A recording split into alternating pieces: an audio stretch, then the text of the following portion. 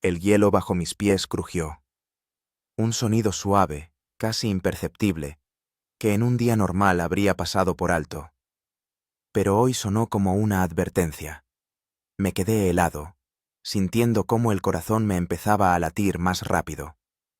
A mi alrededor se extendía la inmensa llanura blanca del lago Ládoga, cubierta de un hielo que cada día se volvía menos fiable. Finales de marzo. Un momento peligroso para la pesca en hielo. Media hora más y empiezo a recoger. Me prometí a mí mismo, ajustándome el gorro y volviendo al agujero.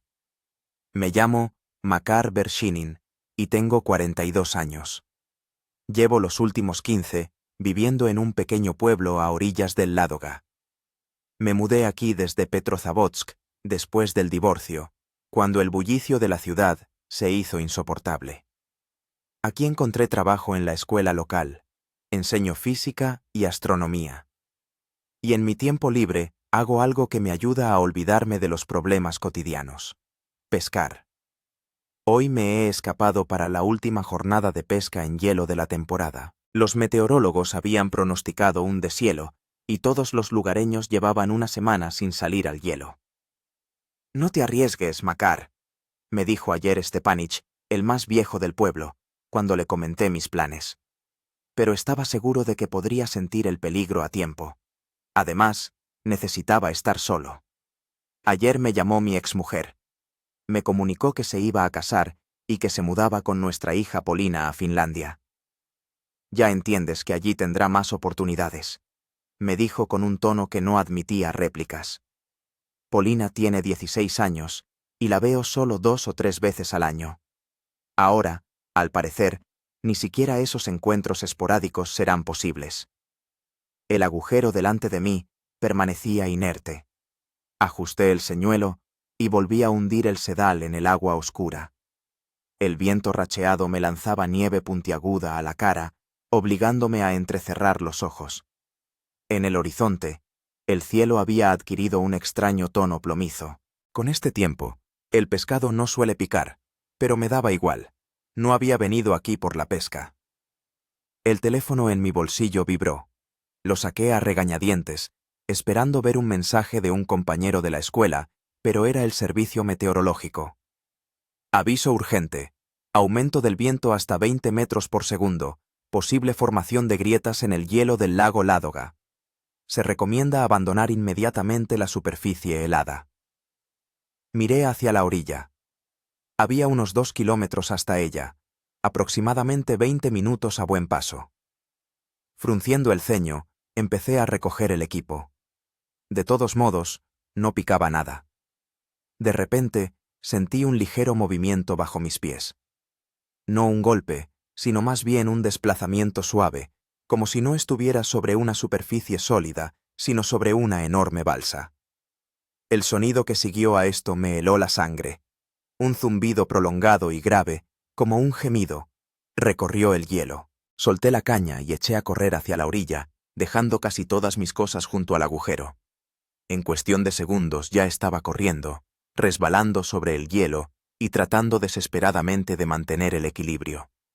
El viento arreció, arrojando granizo a mi cara, limitando la visibilidad a unas pocas decenas de metros. No me percaté inmediatamente de la franja oscura que apareció delante. Cuando quedaban unos 15 metros, finalmente me di cuenta de lo que era. Una grieta. No una grieta, una falla.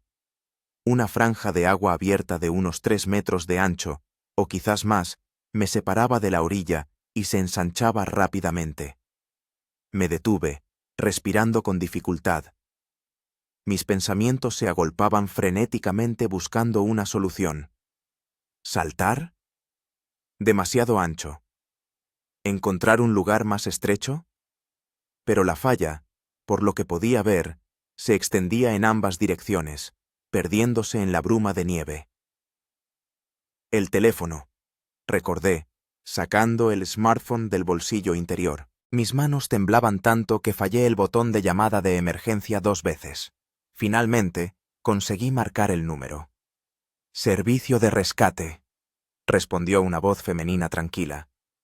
Estoy en el hielo del lago Ládoga, a unos 2 kilómetros del pueblo de Lac d'Ampolla. Mi voz sonó inesperadamente ronca. El hielo se ha separado de la orilla. Yo estoy a la deriva en un bloque de hielo.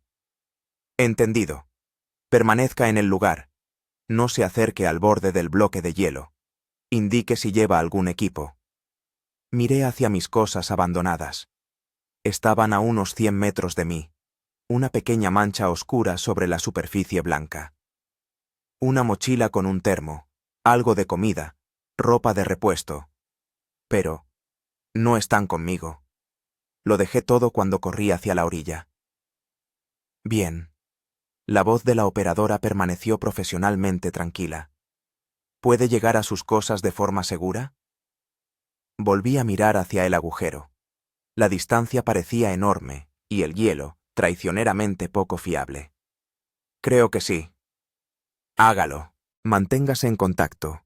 El equipo de rescate ya ha sido notificado, pero dadas las condiciones meteorológicas, tardarán un tiempo. ¿Cuánto? Mi pregunta sonó casi desesperada. Pausa. Aproximadamente 2 o 3 horas. Intente ahorrar batería del teléfono. Mantendremos el contacto. Cuando terminó la llamada, sentí que el pánico me invadía. ¿2 o 3 horas? Para entonces, el bloque de hielo podría haber sido arrastrado a kilómetros de la orilla. Miré a mi alrededor. Un desierto blanco e infinito, sobre el que se cernía un cielo gris y pesado. El viento arreció, arrojando nieve puntiaguda a mi cara. Armándome de valor, avancé lentamente hacia mis cosas abandonadas. Cada paso costaba un mundo, no por el cansancio físico, sino por el miedo. Sentía que el hielo iba a ceder bajo mi peso en cualquier momento y que me hundiría en el agua helada. Al llegar al agujero, lo primero que hice fue agarrar la mochila. Dentro encontré un termo con té caliente, unos bocadillos, guantes de repuesto, una bufanda, una navaja plegable y una linterna frontal. No era gran cosa, pero tampoco era el fin del mundo. Recogí el resto de las cosas, la caja de pesca, las cañas, el taladro para hielo, y las apilé con cuidado. Podrían ser útiles. Ahora tocaba decidir qué hacer a continuación. ¿Quedarme donde estaba, como me había aconsejado la operadora? ¿O intentar llegar a la orilla por mi cuenta? Volví a la grieta. En el tiempo que había tardado en ir por las cosas, se había ensanchado aún más. Ahora, entre yo y la orilla, había al menos 5 metros de agua abierta, negra y amenazante. Hice varias fotos con el teléfono, intentando capturar tanto la grieta como la panorámica general. Luego las envié al grupo del pueblo en el mensajero con una breve descripción de la situación. Seguro que Stepanich y otros lugareños lo verían y se lo harían llegar a los equipos de rescate. Quizás así me encontrarían antes. El viento seguía arreciando. La nieve ahora volaba casi horizontalmente, limitando la visibilidad a unas pocas decenas de metros. Me subí el cuello de la chaqueta y me bajé el gorro. El frío me calaba hasta los huesos, a pesar de la ropa de abrigo. De repente, me di cuenta de una terrible verdad. La placa de hielo sobre la que estaba de pie se movía. Lenta, casi imperceptiblemente, pero de forma implacable, se alejaba de la orilla, llevándome hacia el lago abierto. Era un prisionero de la placa de hielo, separado del mundo por una franja de agua gélida que se hacía más ancha a cada minuto. La primera hora en la placa de hielo a la deriva la pasé intentando evaluar la situación en medio de un ataque de nervios. Caminé de un extremo a otro, tratando de determinar las dimensiones de mi balsa de hielo. Por lo que pude calcular, la placa tenía una forma irregular, de unos 150 metros de largo y unos 100 de ancho, lo suficientemente grande como para sentirse relativamente seguro, pero eso no me consolaba mucho. El viento arreció, transformando la nieve en una auténtica ventisca. La visibilidad se redujo al mínimo. Apenas podía distinguir el extremo opuesto de la placa de hielo. La orilla había desaparecido por completo. Era espeluznante ser consciente de que mi conexión con tierra firme se había interrumpido no solo físicamente, sino también visualmente. Volví a llamar al servicio de rescate. Esta vez me respondió una voz masculina. Servicio de rescate, operador Mikhailov. Soy Makar Vershinin, dije, tratando de hablar con claridad. Llamé hace una hora. Estoy en una placa de hielo que se ha desprendido en el lago Ládoga. Sí, estamos siguiendo su situación. La voz sonaba profesional. El equipo de rescate se está preparando para salir, pero las condiciones meteorológicas están complicando las cosas. La ventisca está arreciando. La visibilidad es prácticamente nula. Tragué saliva. ¿Qué tengo que hacer?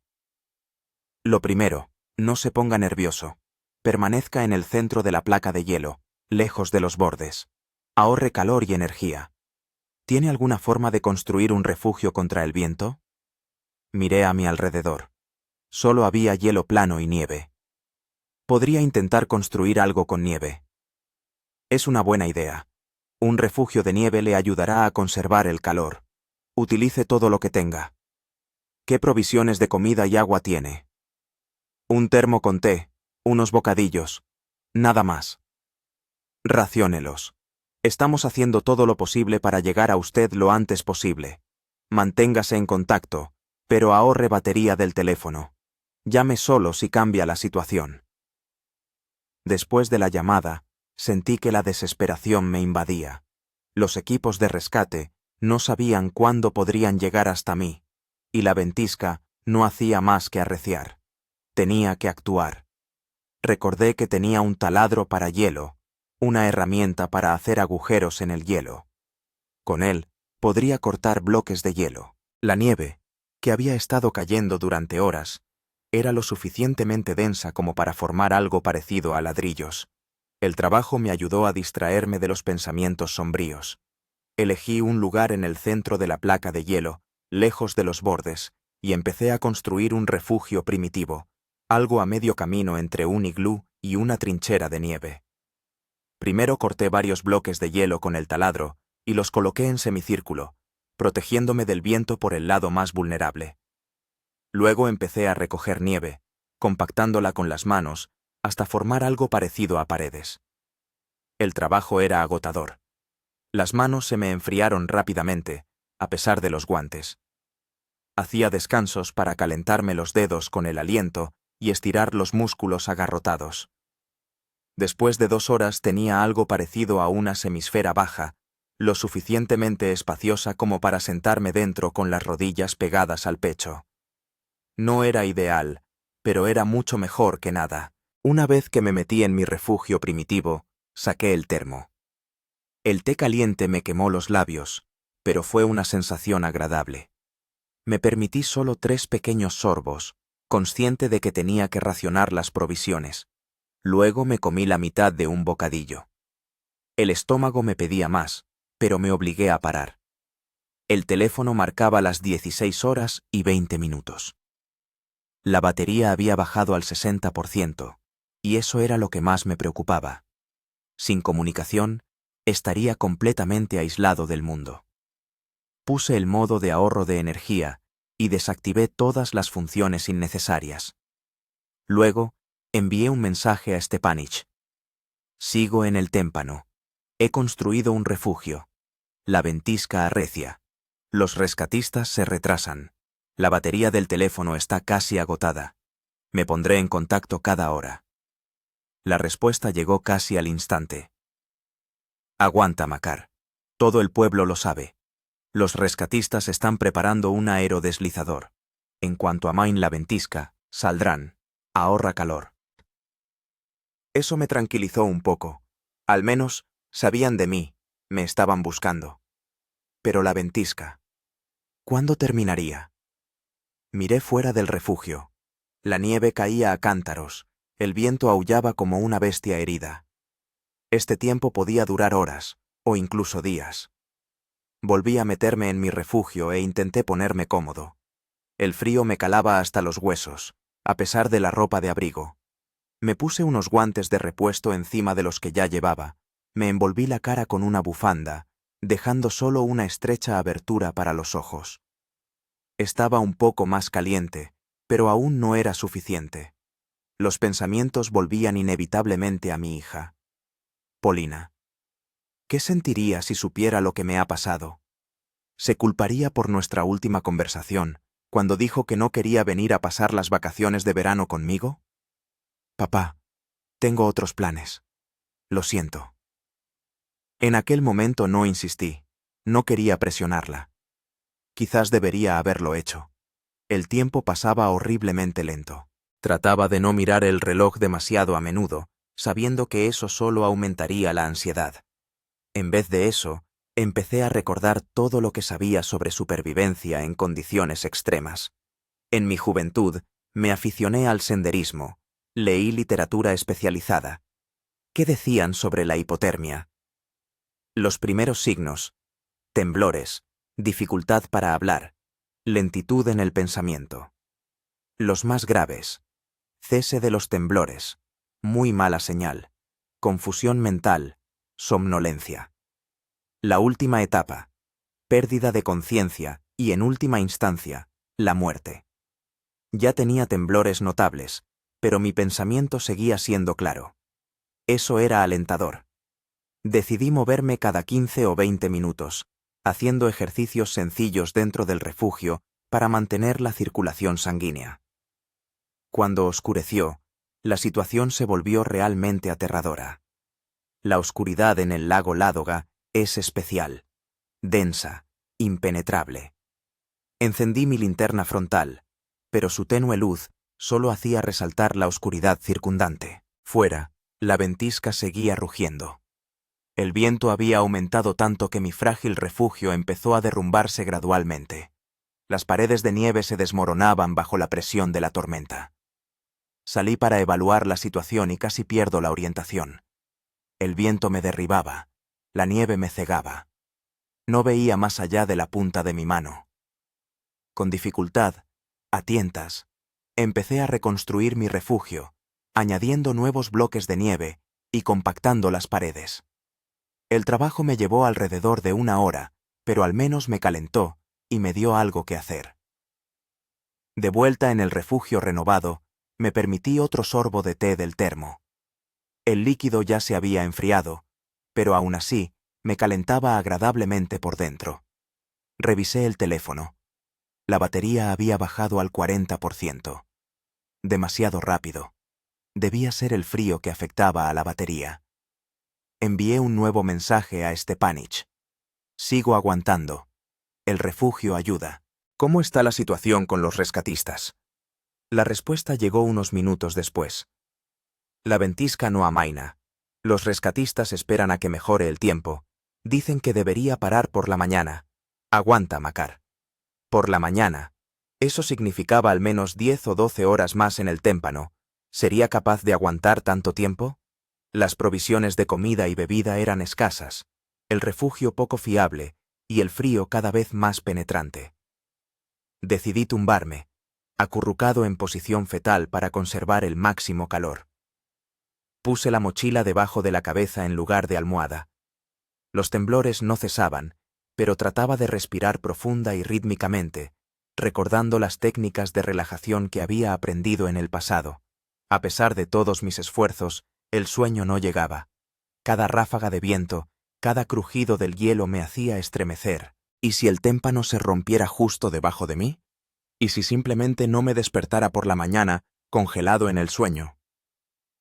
Para distraerme de los sombríos pensamientos, empecé a recordar las constelaciones.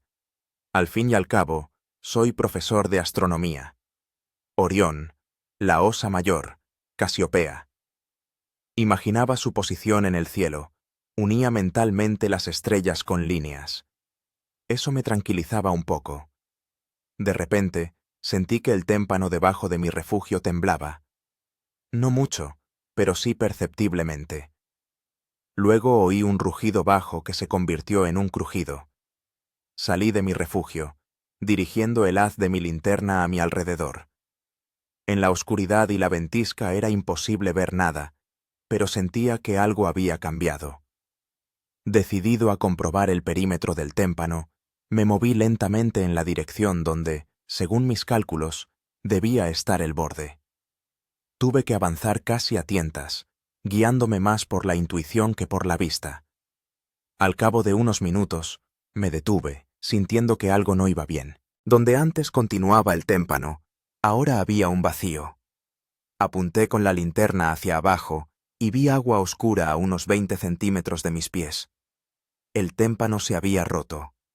Ahora era mucho más pequeño, quizás la mitad. Mi refugio estaba justo en el borde. El pánico me invadió por completo. Me lancé de nuevo hacia el refugio, agarré la mochila y el resto de mis cosas y corrí en dirección opuesta, con la esperanza de encontrar un lugar más seguro. Después de unas decenas de metros me detuve, respirando con dificultad. Tenía que calmarme y pensar con lógica. Saqué el teléfono y con los dedos temblorosos marqué el número del servicio de rescate. «Servicio de rescate», respondió el mismo operador. «La placa de hielo se ha roto», solté de golpe. «Se ha hecho mucho más pequeña. Creo que podría partirse por completo». «Entiendo». La voz del operador seguía siendo tranquila. «¿Dónde se encuentra exactamente?» «En el centro de lo que queda de la placa. Mi refugio está destruido. Yo no sé qué hacer». Ante todo, mantenga la calma. La ventisca debería amainar hacia la mañana. Entonces los rescatistas saldrán inmediatamente a buscarle. Construya un nuevo refugio, lo más lejos posible de los bordes de la placa. ¿Tiene algo de color brillante que pueda usar como señal? Revisé mis cosas febrilmente. Solo tengo un gorro rojo y una mochila naranja. Bien, cuando amanezca y la ventisca se calme, extiéndalos sobre el hielo de forma que sean visibles desde el aire. Esto ayudará a los rescatistas a localizarle. Tras la llamada, miré a mi alrededor, tratando de encontrar un lugar adecuado para el nuevo refugio. El viento había amainado un poco y la visibilidad había mejorado. Elegí un punto que parecía el más alejado de todos los bordes de la placa y empecé a trabajar. Esta vez, el refugio resultó menos sólido. Simplemente un hoyo poco profundo en la nieve, cubierto por arriba con el barrenador de hielo y la caja de pesca, sobre los que eché nieve para aislar térmicamente. Al meterme dentro, sentí que el cansancio me invadía por oleadas. Se me cerraban los ojos, el cuerpo me pedía descanso. Pero tenía miedo de quedarme dormido. ¿Y si la placa se rompía de nuevo? ¿Y si no oía el crujido del hielo mientras dormía? Puse la alarma en el teléfono para que sonara cada hora y me permití cerrar los ojos. El sueño llegó al instante, pero fue inquieto, lleno de pesadillas sobre agua oscura y hielo que se rompía. El amanecer llegó de repente. Me desperté por una extraña quietud. La ventisca había cesado. Al salir de mi refugio improvisado, vi un mundo completamente diferente al que me rodeaba ayer. El cielo estaba despejado, con raras nubes cirros. El sol, aún bajo en el horizonte, teñía el hielo de un color rosa pálido. El viento casi había amainado, solo débiles ráfagas perturbaban de vez en cuando la superficie nevada. Lo primero que hice fue inspeccionar la placa de hielo. Mis miedos nocturnos se habían hecho realidad. Realmente se había hecho mucho más pequeña. Ahora era un óvalo irregular, de unos 50 metros de largo y 30 de ancho. Los bordes eran desiguales, con grietas y salientes. Mi nuevo refugio estaba a solo 10 metros de uno de los bordes, mucho más cerca de lo que había pensado por la noche. Miré a mi alrededor, tratando de ver la orilla u otras placas de hielo. Nada. Por todos lados se extendía el agua oscura del lago Ládoga. ¿Cuánto me habría arrastrado durante la noche? ¿5 kilómetros? ¿10? ¿Más? El teléfono marcaba las 7:30 de la mañana. Carga de la batería, 20%. Lo encendí y marqué el número del servicio de rescate. «Buenos días», respondió una nueva voz, femenina. «Servicio de rescate». «Soy Makar Vershinin», dije. «Estoy sobre una placa de hielo en el lago Ládoga. La ventisca ha terminado. La visibilidad es buena. No veo la orilla.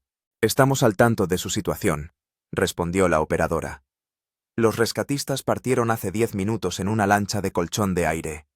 Se dirigen en la dirección estimada de la deriva de su placa de hielo. ¿Tiene alguna forma de hacer una señal? Recordé las cosas brillantes de las que había hablado el operador de ayer. Tengo un gorro rojo y una mochila naranja. Los extenderé sobre el hielo. Excelente. Permanezca en un lugar abierto. Si ve u oye que se acerca una lancha, agite los brazos, haga todo lo posible por llamar la atención. Extendí el gorro y la mochila en el lugar más visible de la placa de hielo, estirándolos para que ocuparan la mayor superficie posible. Luego envié un mensaje a Stepanich.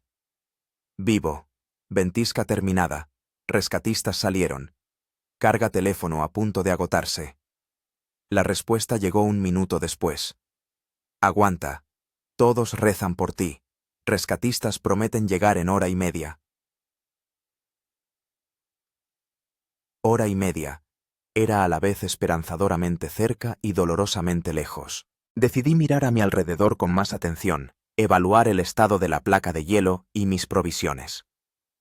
En el termo quedaba menos de la mitad del té, ya frío. De comida, un sándwich y medio. No era mucho, pero si los rescatistas llegaban de verdad en hora y media, sería suficiente. Lo que más me preocupaba era el estado de la placa de hielo. A la luz del día, noté varias grietas finas que cruzaban su superficie. No parecían peligrosas, pero su mera presencia me ponía nervioso. Me senté en la mochila y me quedé mirando al horizonte, en la dirección desde donde, me parecía, debían aparecer los rescatistas. El sol subía cada vez más, el aire se hacía más cálido. Eso sería agradable en cualquier otra situación, pero ahora el calor solo significaba una cosa: el hielo se derretía más rápido. Pasaba el tiempo y los rescatistas no aparecían. Revisaba el teléfono cada pocos minutos, pero la carga se agotaba implacablemente. Cuando la batería bajó al 10%, decidí llamar a emergencias otra vez. ¿Dónde están los rescatistas?, pregunté, sin perder tiempo en saludos. Me dijeron que llegarían en 1 hora u hora y media, pero ya han pasado 2 horas. Estamos en contacto con el equipo, respondió la operadora. Han tenido problemas técnicos con la lancha. Están solucionando la avería y continuarán la marcha lo antes posible. ¿Cuándo es lo antes posible? Mi voz temblaba por la tensión. No puedo precisar. Quizás 2 o 3 horas más. Sentí que algo se rompía por dentro. 2 o 3 horas más sobre un bloque de hielo que se derrite. ¿Con el teléfono casi descargado y sin comida? Casi no tengo batería, dije. Pronto no podré contactarlos. Lo entiendo. Ahorre batería. Llame solo en caso de emergencia. Sabemos la dirección aproximada en la que su bloque de hielo está a la deriva y lo encontraremos sin falta. Después de la llamada, apagué el teléfono para conservar la carga restante. Ahora sí que estaba solo, sin comunicación, sin puntos de referencia, sin saber cuánto tiempo más tendría que esperar. El sol subió alto y sus rayos empezaron a calentar con fuerza. La nieve sobre el bloque de hielo se derretía, formando charcos. Me di cuenta de que uno de los bordes del bloque había cambiado de forma. El hielo se derretía y se desmoronaba poco a poco. Mi refugio helado se hacía cada vez más pequeño. Para distraerme de los sombríos pensamientos, empecé a caminar por el bloque de hielo, intentando mantenerme alejado de los bordes. La actividad física me ayudaba a entrar en calor. A pesar del sol, el viento sobre el agua era frío, y mi ropa aún seguía húmeda de la noche.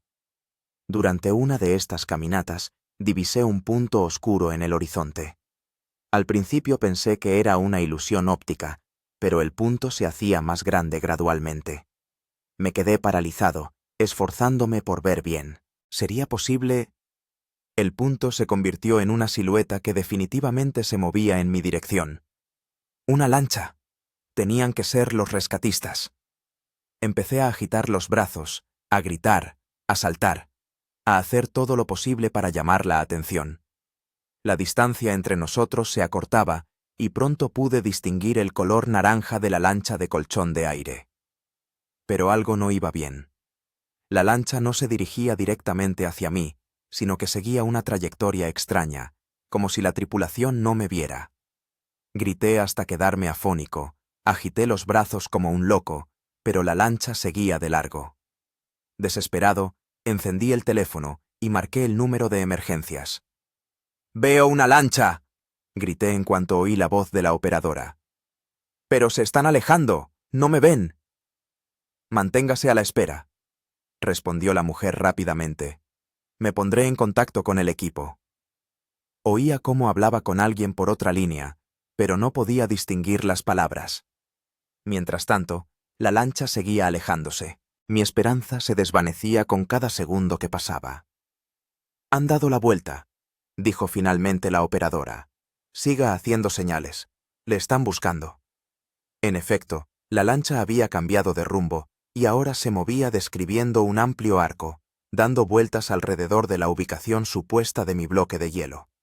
Seguí agitando los brazos, gritando, haciendo todo lo posible para que me vieran. Y entonces, por fin, la lancha giró directamente hacia mí. Ahora podía distinguir las figuras de las personas a bordo. Podía ver cómo señalaban en mi dirección. ¡Me habían visto! Cuando la lancha se acercó tanto que pude distinguir los rostros de los rescatistas, me inundó una ola de alivio tan intensa que me temblaron las piernas.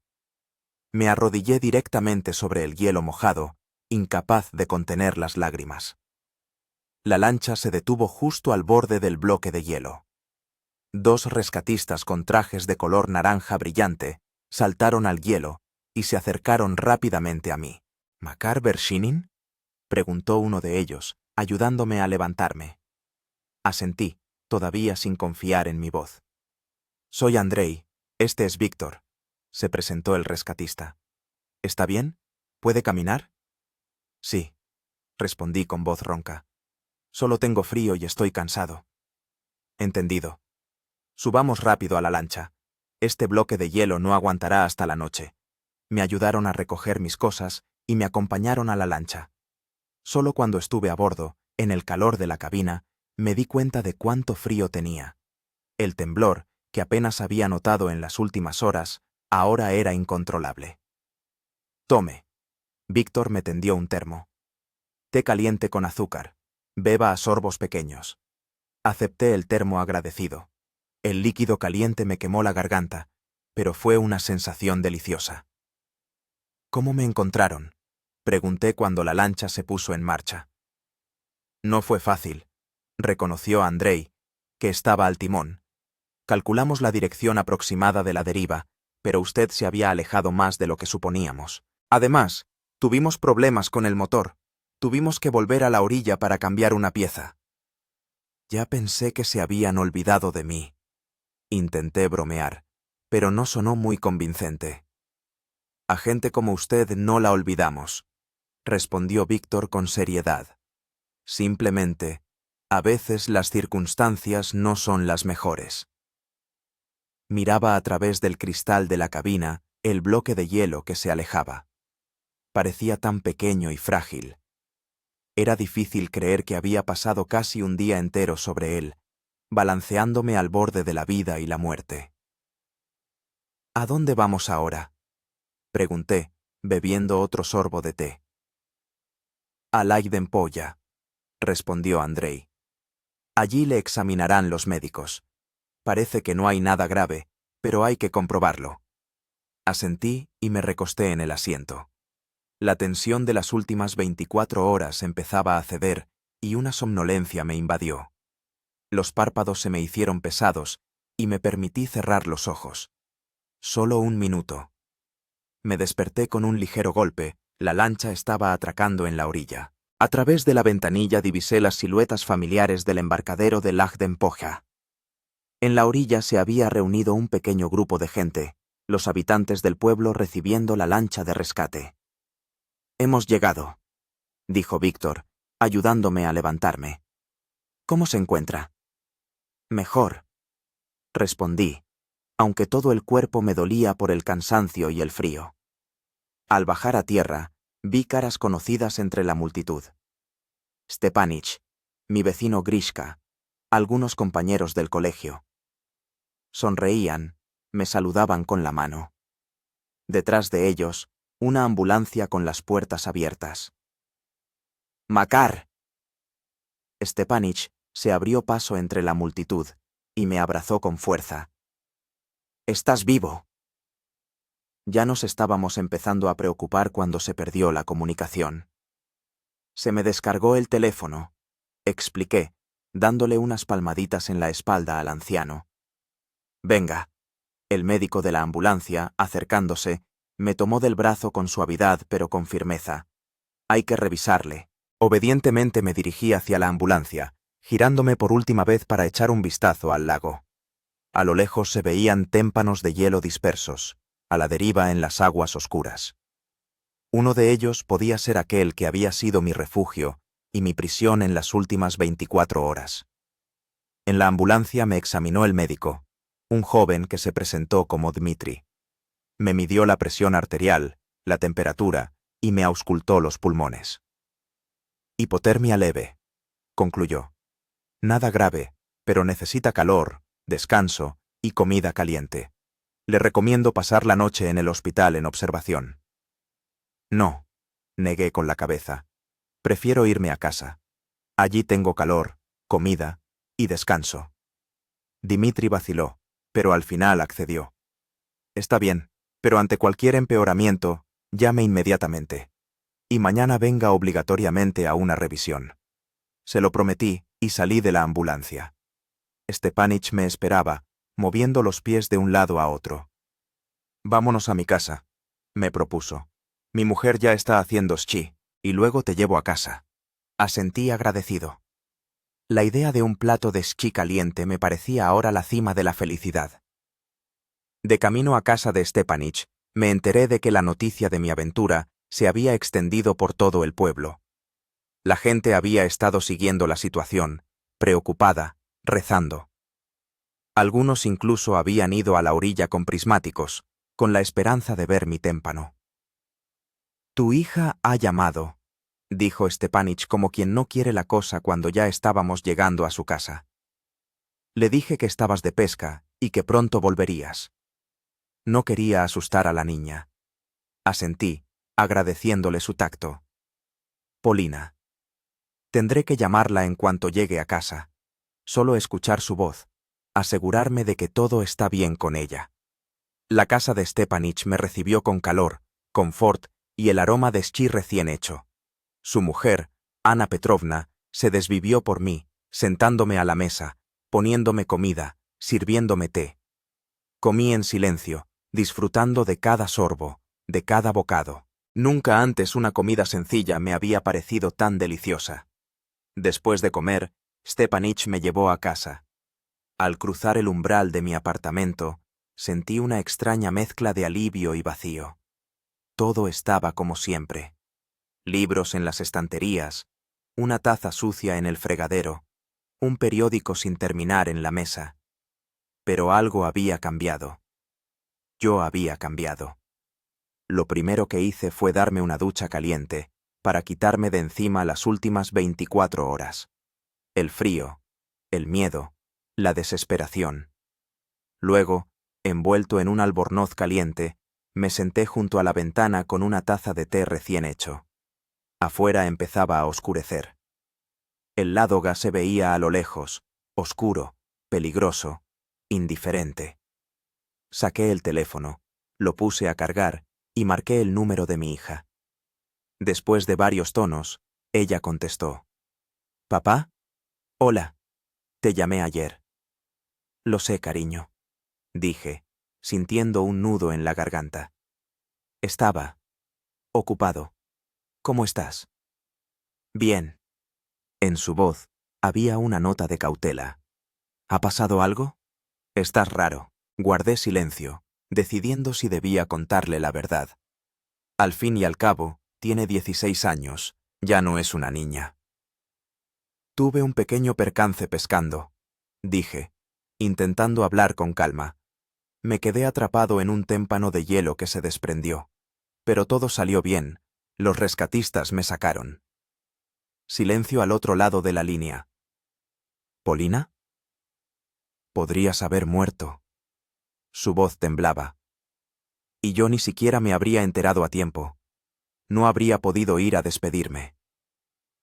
Pero estoy vivo, repliqué suavemente. Y estoy hablando contigo. Papá. De repente empezó a hablar rápido, atropelladamente. No quiero irme a Finlandia. No quiero vivir con este nuevo marido de ella. Quiero irme contigo. ¿Puedo? Me quedé helado, sin dar crédito a mis oídos. Claro que puedes. Ya sabes que siempre me alegro de verte. Pero, ¿estás segura? ¿Y tu madre? Ayer nos peleamos, admitió Polina. Dijo que tengo que irme con ellos, quiera o no. Que todavía soy menor de edad y no puedo decidir por mí misma. Y yo le dije que entonces me escaparía contigo. Suspiré. El divorcio con Irina había sido difícil, pero siempre habíamos intentado no involucrar a nuestra hija en nuestros conflictos. Aparentemente, esta vez, no lo habíamos logrado. Hagamos una cosa, propuse tras una pausa. Ven en las vacaciones de primavera, las pasaremos juntos, y luego hablaremos de todo con calma.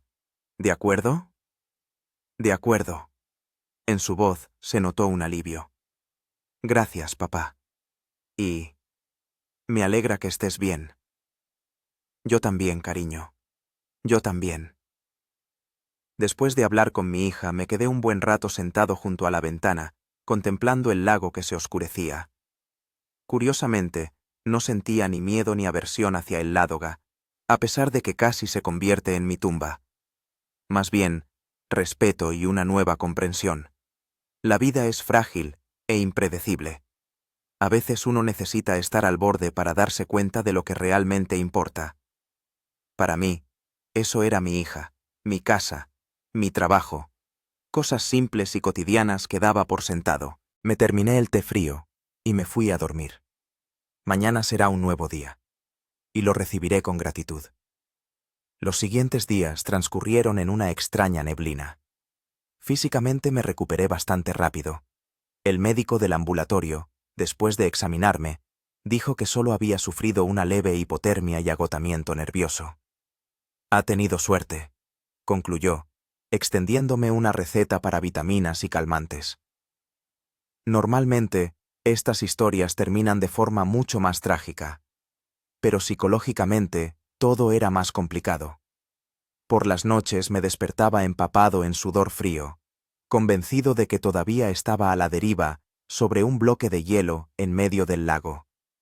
En mis oídos resonaba el crujido del hielo y el aullido de la ventisca. Necesitaba varios minutos para darme cuenta de que estaba en casa, a salvo. La noticia de mi aventura se extendió por el pueblo como la pólvora. A donde quiera que iba, la gente se detenía, me preguntaba, expresaba su simpatía o admiración. Makar Vershinin, el hombre que sobrevivió a la deriva sobre un bloque de hielo, así me llamaban ahora. Me sentía incómodo con tanta atención. Al cuarto día después del rescate, me llamó el editor del periódico local, pidiéndome una entrevista. Me negué. No quería convertir mi experiencia al borde de la vida y la muerte en una historia de entretenimiento. Pero insistió.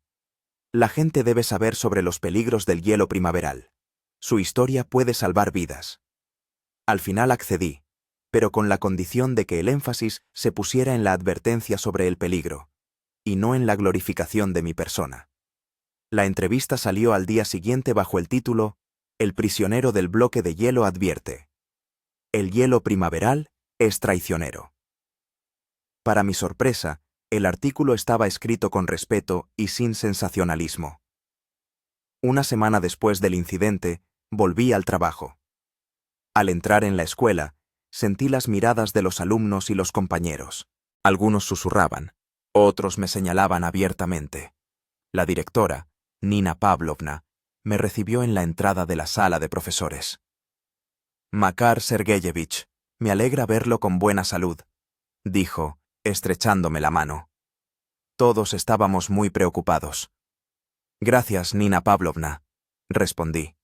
Me alegra estar de vuelta.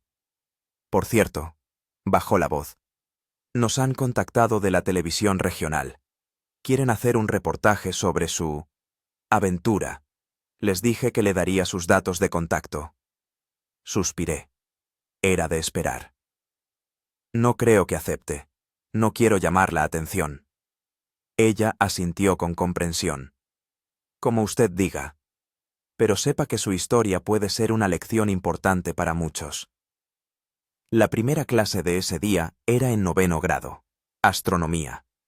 Al entrar en el aula, vi que alguien había dibujado un bloque de hielo con una pequeña figura y había escrito, «Nuestro héroe». La clase me recibió con aplausos. Vale, silencio. Levanté la mano, pidiendo orden. Gracias por la cálida bienvenida, pero volvamos a la clase. Hoy tenemos el tema cúmulos estelares. Makar Sergeyevich. Levantó la mano Dimka Sorokin, el alumno más avispado de la clase. ¿Es verdad que vio un ovni sobre el Ládoga cuando estaba a la deriva? La clase soltó una risita. No es verdad, Sorokin. Intenté responder con seriedad. No vi ningún ovni. Solo ventisca, hielo y agua. ¿Y es verdad que mató a una foca con sus propias manos para no morir de hambre? Continuó Dimka entre las risas de sus compañeros. En el lago Ládoga no hay focas. Empecé a irritarme. Y no maté nada. Ahora abrid los libros en la página 84. Poco a poco conseguí devolver la clase a la normalidad, pero sentía que la historia me perseguiría durante mucho tiempo. A la gente le encantan las historias dramáticas, especialmente en pueblos pequeños como el nuestro, donde rara vez ocurre algo que se salga de lo ordinario. Después de las clases, se me acercó Elena Viktorovna, la psicóloga de la escuela. Éramos amigos, a veces comíamos juntos en el comedor. Makar, dijo ella, sentándose a mi lado en un aula vacía. ¿Cómo estás en realidad? Quería responder el habitual bien, pero de repente sentí que no podía mentir. No lo sé, Elena, confesé. Aparentemente todo está bien, pero algo ha cambiado. Dentro. Miro las cosas normales. El amanecer, una taza de té, las caras de los alumnos, y todo parece más brillante, no sé, más real. Ella asintió. Es una reacción normal a una experiencia extrema. Cuando una persona se encuentra al borde de la vida y la muerte, su percepción cambia. Muchos dicen que empiezan a valorar más las cosas simples, a sentir la vida con más intensidad. Sí, supongo que es así. Estuve de acuerdo. Pero también hay otra cosa. Pesadillas por la noche, ataques repentinos de ansiedad. A veces me parece que todavía estoy allí, sobre el bloque de hielo. Esto se parece a un estrés postraumático. Se inclinó ligeramente hacia adelante. Deberías hablar con un especialista. Podría recomendarte un buen psicoterapeuta en el centro comarcal. Negué con la cabeza. No creo que sea para tanto. Solo necesito tiempo para asimilarlo. Como quieras, dijo Elena sin insistir. Pero si decides que necesitas ayuda, dímelo. Aquella misma noche me llamó mi exmujer. Fue una sorpresa. Normalmente solo hablábamos de cosas relacionadas con nuestra hija. Hola, Makar. Su voz sonaba inusualmente suave. ¿Cómo estás? Bien, respondí, poniéndome en guardia. ¿Pasa algo? Polina me ha contado lo de tú. Incidente en el lago. Hizo una pausa. Y que quiere venir a verte en las vacaciones. Sí, lo habíamos hablado. Me preparé para las objeciones. No me opongo, dijo inesperadamente. Es más, creo que es una buena idea. Necesita verte, comprobar que estás bien. Estaba muy preocupada, aunque intentaba no demostrarlo. Me sorprendió este cambio de actitud. Normalmente, Irina procuraba limitar la comunicación de Polina conmigo, sobre todo últimamente, después de la decisión de mudarse. Gracias, dije sinceramente. Significa mucho para mí. ¿Sabes? En su voz aparecieron notas que no escuchaba desde hacía muchos años. Cuando Polina me contó que podrías haber muerto, me di cuenta de que a pesar de todo lo que ha habido entre nosotros, no quiero un mundo en el que no estés. Eres el padre de mi hija, eres parte de su vida, y por tanto, de la mía también. No supe qué responder. Nuestro divorcio fue doloroso, lleno de acusaciones y reproches. En los últimos años nos habíamos comunicado de forma seca y formal, solo por estricta necesidad. Irina, yo. No digas nada, me interrumpió. Solo quiero que sepas que me alegro de que estés vivo, y que Polina puede venir a verte cuando quiera. No pondré ninguna objeción. Después de aquella conversación, me quedé sentado en silencio durante largo rato, intentando asimilar lo sucedido. ¿Acaso mi experiencia en el témpano había cambiado no solo a mí, sino también la actitud de los demás hacia mí? ¿O era simplemente una coincidencia? Aquella noche volví a soñar con el témpano. Pero esta vez el sueño era diferente. Estaba de pie sobre el hielo, mirando el cielo estrellado. A mi alrededor reinaba un silencio absoluto. Ningún miedo, solo paz y una especie de comprensión profunda, imposible de expresar con palabras. Me desperté con una sensación de calma que no sentía desde hacía mucho tiempo. Por la mañana decidí hacer algo que había evitado desde el rescate: ir al lago. No a pescar, simplemente a quedarme en la orilla, mirando el agua, a enfrentarme cara a cara con aquello que casi me había quitado la vida. El día amaneció claro y cálido. El hielo del lago se había derretido casi por completo, solo se veían algunos témpanos aislados cerca de la orilla más alejada. Me encontraba de pie en la playa de Guijarros, respirando el aire fresco de la primavera. El Ládoga se extendía ante mí, inmenso, majestuoso, indiferente a los destinos humanos. ¿No tienes miedo?, sonó una voz a mi espalda. Me volví. Era Stepanich, con una caña de pescar en las manos y una mochila al hombro. No, respondí, y con sorpresa me di cuenta de que era verdad. No tengo miedo. Bien, asintió el anciano. No hay que tener miedo. Respeto, sí. Miedo, no. Se acercó, se puso a mi lado, mirando al agua. Llevo 40 años pescando en este lago, dijo después de una pausa. He visto de todo, y yo mismo he estado al borde un par de veces. El lago enseña. La vida es frágil, pero el hombre es un ser fuerte. Más fuerte de lo que cree. Asentí en silencio. Stepanich tenía razón. Mi prueba en el témpano me había demostrado no solo mi vulnerabilidad, sino también mi fuerza, la capacidad de mantener la claridad mental en una situación extrema, de no rendirme, de buscar soluciones. ¿Vas a pescar?, pregunté, señalando su equipo. Pues claro, sonrió. La brema de primavera ya ha llegado. Ahora es el mejor momento. ¿Desde la orilla? Por supuesto. Aún es pronto para ir en barca, el agua está fría. Si te caes, se acabó. Miré su caña, luego el lago. Un repentino deseo de volver a sentir la emoción de la pesca me invadió. ¿Puedo ir contigo?, pregunté. Pero no tengo aparejos. Stepanich me examinó con atención. ¿Estás seguro? ¿Después de lo que pasó? Seguro, respondí con firmeza. Precisamente después de lo que pasó. Sonrió. Tengo una caña de repuesto. Vamos, te enseñaré un buen sitio. Nos pusimos en marcha por la orilla, hacia una pequeña bahía donde, según Stepanich, siempre se pescaba bien en primavera. Por el camino me contó sobre las costumbres de los peces de primavera, sobre cómo había cambiado el lago en las últimas décadas, sobre sus lugares favoritos. Escuchaba a medias, disfrutando del simple hecho de existir. El sol me calentaba la cara, el viento susurraba entre el joven follaje, la grava crujía bajo mis pies. Estaba vivo, y era maravilloso. Aquella misma noche me senté frente al ordenador y empecé a escribir. No un informe, no un artículo para el periódico, simplemente una historia. Mi historia sobre los 3 días en el témpano. sobre el miedo y la esperanza, sobre el frío y la soledad, sobre el encuentro conmigo mismo en una situación extrema. No escribía para publicar, sino para mí, para ordenar mis pensamientos, para dar sentido a lo vivido. Prisionero del témpano fue el título que le puse a mi relato.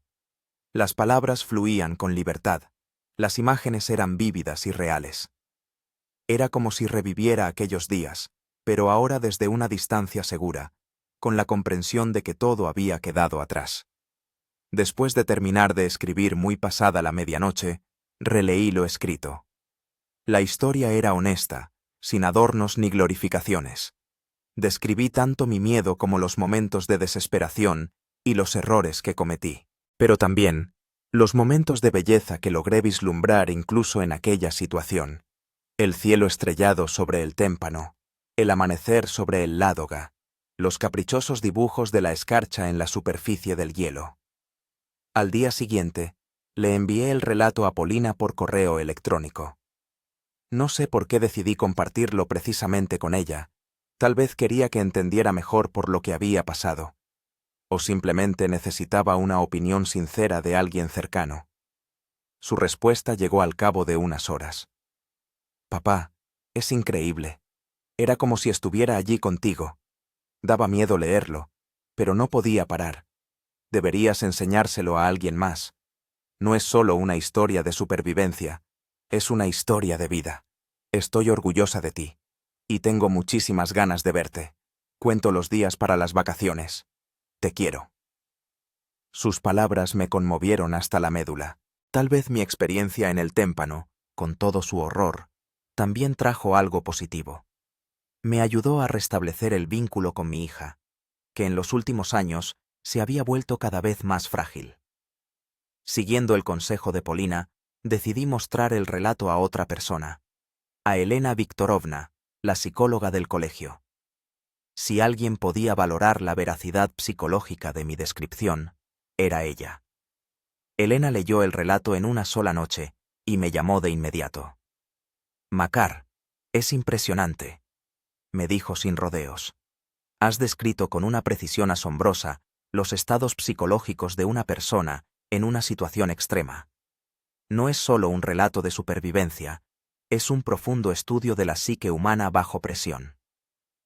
«Gracias», dije, un poco avergonzado por semejante valoración. Simplemente describí lo que sentía. «Y lo has hecho con maestría», insistió ella. «¿Sabes? Creo que este relato podría ayudar a otras personas que están pasando por momentos difíciles. Demuestra que incluso en la situación más dura hay lugar para la esperanza y la belleza». «¿Sugieres que lo publique?» Me sorprendió la idea. «¿Por qué no? Primero quizás en el periódico local o en el portal regional, y luego ya veremos». Prometí que lo pensaría. La idea de compartir mi historia con un público más amplio me producía sentimientos encontrados. Por un lado, me parecía demasiado personal. Por otro, entendía que mi experiencia realmente podría ser útil para otros. Unos días después, finalmente me decidí y envié el relato al editor del periódico local, el mismo que me había entrevistado. Su respuesta fue entusiasta. Me propuso publicar el relato en el próximo número, con una continuación en el siguiente. El texto era demasiado largo para una sola edición. Así, de forma inesperada, me convertí en autor. Prisionero del témpano fue publicado y causó una mayor repercusión de la que podía imaginar. La gente llamaba a la redacción, escribía cartas, me paraba por la calle para compartir sus impresiones. Muchos decían que la historia les había hecho replantearse su propia vida, ver los problemas cotidianos desde una nueva perspectiva. La televisión regional, al enterarse de la publicación, volvió a ponerse en contacto conmigo para proponerme una entrevista. Esta vez acepté, no por afán de gloria, sino para advertir una vez más a la gente del peligro del hielo primaveral. La vida volvía gradualmente a la normalidad, pero yo ya no era el mismo. La experiencia en el témpano me había cambiado, me había hecho reevaluar muchas cosas. Empecé a valorar más los pequeños placeres, a preocuparme menos por las nimiedades, a prestar más atención a la gente que me rodeaba. Y cada noche, mirando el Ládoga desde la ventana de mi apartamento, experimentaba un extraño sentimiento de gratitud. Aquel lago casi me arrebata la vida, pero también me ayudó a redescubrirla. Las vacaciones de primavera comenzaron con lluvia. Esperaba a Polina en la estación de autobuses, mirando el reloj con nerviosismo. El autobús de Petrozavodsk se retrasaba 20 minutos y empecé a preocuparme. Cuando por fin apareció en el horizonte, sentí que el corazón me latía con más fuerza. Polina fue la primera en bajar del autobús, con una pequeña mochila a la espalda. Al verme, se quedó paralizada por un segundo y luego corrió hacia mí. La abracé, sintiendo cómo algo dentro de mí se asentaba por fin. Mi hija. Mi niña. Viva. Real. Aquí. Papá, dijo, apartándose y mirándome atentamente a la cara. Has adelgazado. Y tienes más canas. Y tú has crecido. Sonreí, observando cómo había cambiado su aspecto en los 6 meses que no nos habíamos visto. Se había hecho más alta. Sus rasgos eran más definidos. Ya no es una niña, casi una mujer. Recogimos su maleta y nos dirigimos a mi coche. De camino a casa, Polina no paró de hablar del colegio, de sus amigos, de sus planes de futuro. Yo escuchaba, disfrutando del sonido de su voz, notando nuevas entonaciones, nuevas expresiones. ¿Es verdad que saliste en la tele?, preguntó de repente. Sí, asentí. Un pequeño reportaje en las noticias regionales. Nada del otro mundo. Mamá lo vio, dijo Polina. No me lo demostró, pero sé que lloró después. Guardé silencio, sin saber qué responder. Nuestra relación con Irina seguía siendo complicada, a pesar del reciente acercamiento. No es tan mala como crees, continuó mi hija, como si leyera mis pensamientos. Simplemente, está confundida, como tú lo estuviste en su momento. Nunca he dicho que tu madre sea mala, repliqué suavemente. Simplemente no pudimos estar juntos. Pasa. Polina asintió, mirando por la ventana el paisaje primaveral que pasaba. ¿Sabes?, dijo después de una pausa. Cuando leí tu relato, entendí algo. Sobre ti, sobre mí, sobre la vida en general. ¿Ah, sí? ¿Y qué entendiste?, pregunté intrigado. Que a veces acabamos en un témpano de hielo no porque tengamos mala suerte, sino porque necesitamos entender algo. Algo importante. La miré sorprendido. ¿Cuándo se había vuelto mi hija tan sabia? ¿Y qué se supone que tenía que entender yo, según tú? Se encogió de hombros. No lo sé. Es tu témpano, te toca averiguarlo. Pero me parece que ya has empezado a entender. El resto del camino lo hicimos en un silencio pensativo. En casa, lo primero que hizo Polina fue recorrer las habitaciones, como si volviera a familiarizarse con el espacio. Aunque ya me había visitado antes, no tan a menudo como me hubiera gustado. Mi pequeño apartamento, 2 habitaciones, cocina y un balcón con vistas al Ládoga, parecía especialmente acogedor con su presencia. He preparado tu habitación, le dije, ayudándola a deshacer las maletas. Te compré sábanas nuevas, con delfines, como te gustan. Ella sonrió. Papá, tengo 16 años, ya no me flipan los delfines. Oh, me avergoncé. Lo siento, no lo pensé. Podemos ir mañana a la tienda a elegir algo más adecuado. No pasa nada. Me puso una mano en el hombro. Me gustan los delfines, de verdad. Por la noche, nos sentamos en la cocina, tomamos té y charlamos. Polina me contaba sus planes después del instituto. Quería estudiar medicina. ¿Por qué de repente medicina? Me sorprendí. Siempre te ha interesado el arte. El arte no va a desaparecer, respondió seriamente.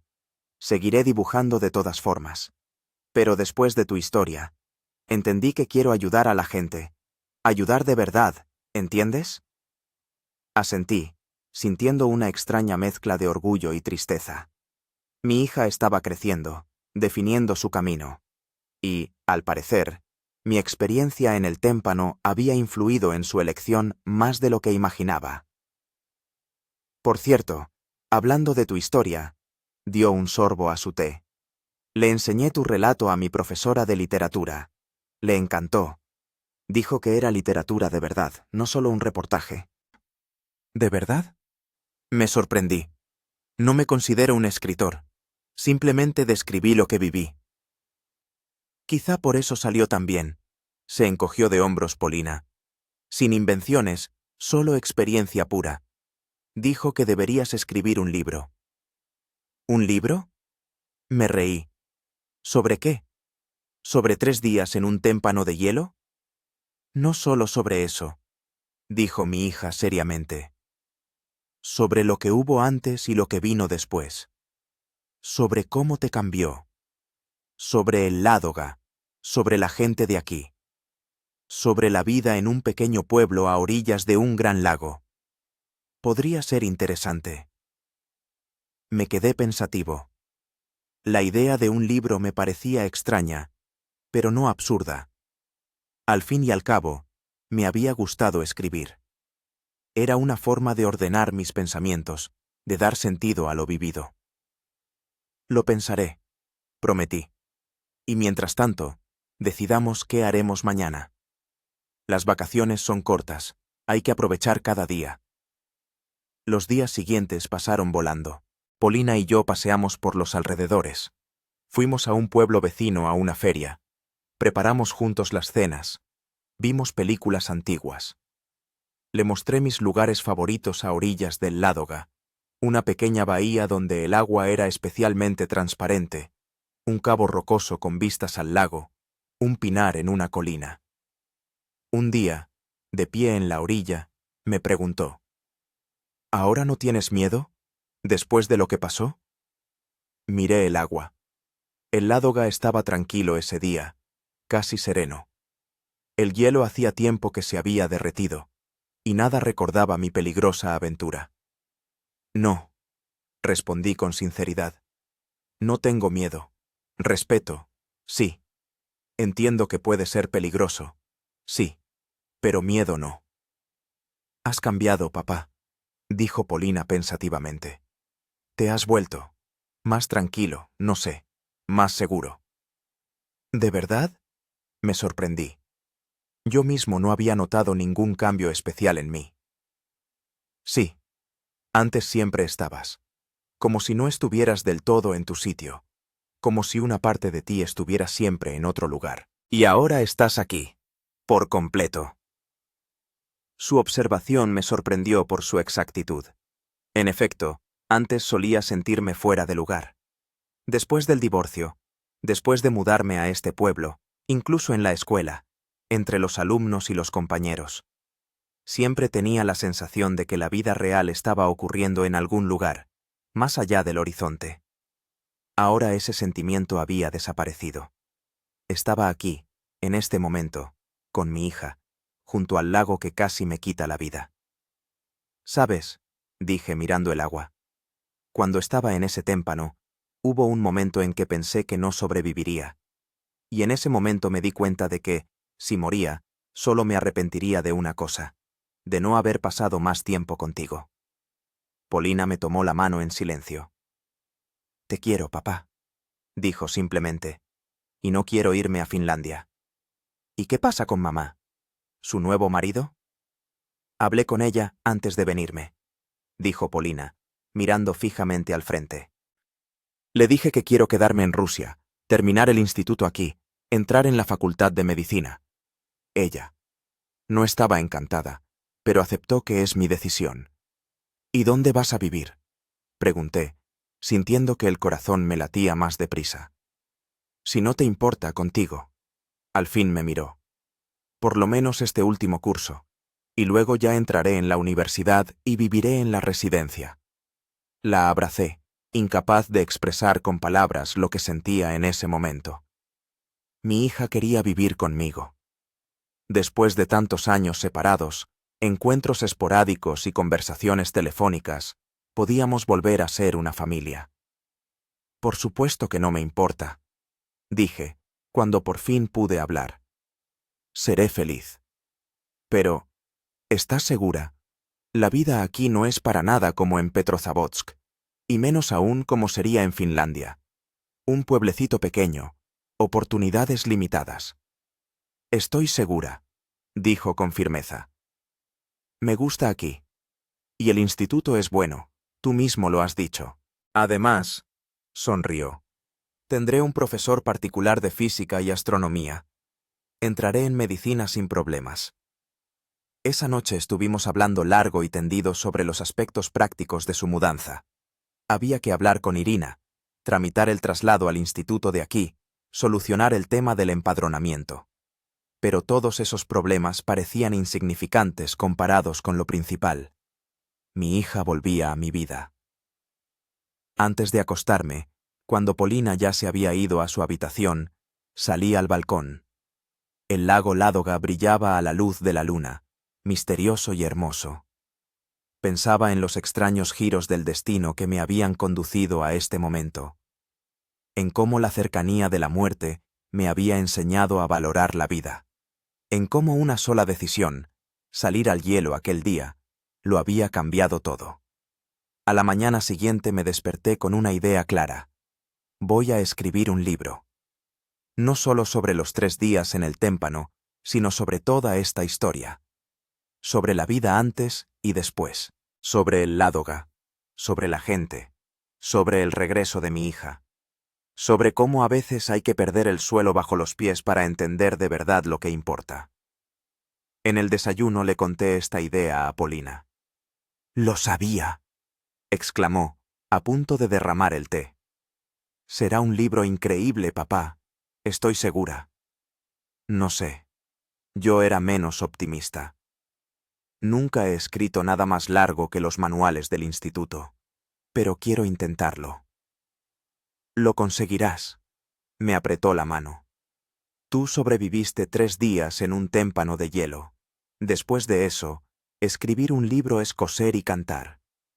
Nos reímos, y sentí cómo los últimos vestigios de tensión e inseguridad me abandonaban. Pasara lo que pasara después, sabía que lo peor había quedado atrás. Había sobrevivido al frío y la soledad, al miedo y la desesperación. Y había salido de esa prueba no roto, sino renovado.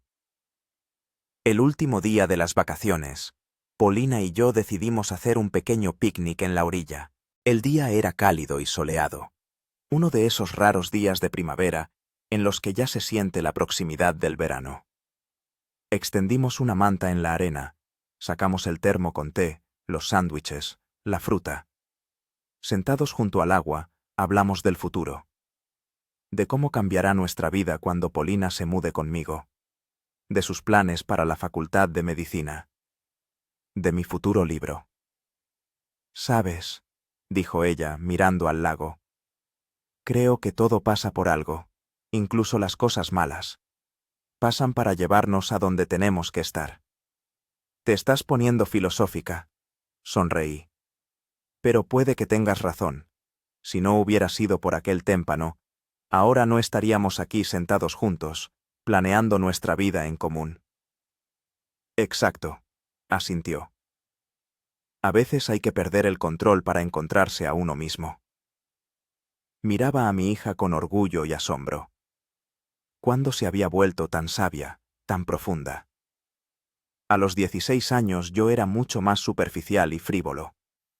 Por la noche la acompañé a coger el autobús. Acordamos que volvería en un mes, ya con sus cosas, lista para mudarse. Irina, según mi hija, había aceptado su decisión sin mucho entusiasmo, pero tampoco se había opuesto activamente. «Ella lo entiende», dijo Polina antes de irse. «Después de lo que pasó, entiende que tengo que pasar más tiempo contigo, mientras tenga la oportunidad». Esas palabras me hicieron reflexionar. «Mientras tenga la oportunidad». Sonaba a la vez esperanzador y preocupante. La vida es frágil e impredecible. Ahora lo sabía mejor que nadie. Pero precisamente por eso, cada momento con mis seres queridos se volvía especialmente valioso. Al volver a casa después de despedirla, me senté frente al ordenador y abrí un nuevo documento. Prisionero del témpano y regreso a la vida. Escribí en la línea del título. Luego, tras una breve reflexión, empecé a escribir. El hielo bajo mis pies crujió. Un sonido suave, casi imperceptible, que en un día normal habría pasado por alto, pero hoy sonó como una advertencia, una... Las palabras fluían con facilidad, como si la historia solo estuviera esperando el momento de ser contada. Estuve escribiendo hasta bien entrada la noche, deteniéndome solo para beber un poco de té y estirar los dedos entumecidos. Cuando por fin me metí en la cama, tenía 20 páginas de texto abiertas en la pantalla del ordenador. El inicio de mi libro, mi testimonio sobre cómo me perdí y me reencontré. Por la mañana, le envié el primer capítulo a Polina por correo electrónico. Su respuesta llegó al cabo de unas horas. Papá, es impresionante. He leído llorando. Por favor, sigue. El mundo tiene que oír esta historia. Y seguí. Cada noche, después del trabajo, me sentaba frente al ordenador y escribía, sumergiéndome en los recuerdos, reviviendo todo lo que había pasado. Era a la vez terapia, creatividad y testimonio. Una semana después de que Polina se marchara, me llamó Irina. Fue una sorpresa. Normalmente solo nos comunicábamos por mensajes. Hola, dijo después de una pausa incómoda. ¿Qué tal estás? Bien, respondí, sin saber qué esperar de aquella llamada. ¿Y tú? También bien. Otra pausa. Escucha, quería hablar sobre Polina, sobre su decisión de mudarse contigo. Me tensé, preparándome para objeciones o reproches. Sé que esto es inesperado para ti. Empecé. Y si no estás de acuerdo, podemos buscar otras opciones. No estoy en contra, me interrumpió. Te llamo para decir que apoyo su decisión. Y la tuya también. Creo que os viene bien a los dos. Me quedé tan sorprendido que no supe qué responder al principio. Gracias, dije al fin. Esto significa mucho para mí. ¿Sabes? En su voz aparecieron notas que no oía desde hacía mucho tiempo. Cuando Polina me contó lo que te pasó en el lago, comprendí algo. La vida es demasiado corta para rencores y disputas, especialmente cuando se trata de personas cercanas. Sí, estuve de acuerdo. Tienes toda la razón. He leído tu relato en el periódico, continuó. Es impactante. ¿Polina dice que estás escribiendo un libro? Lo estoy intentando.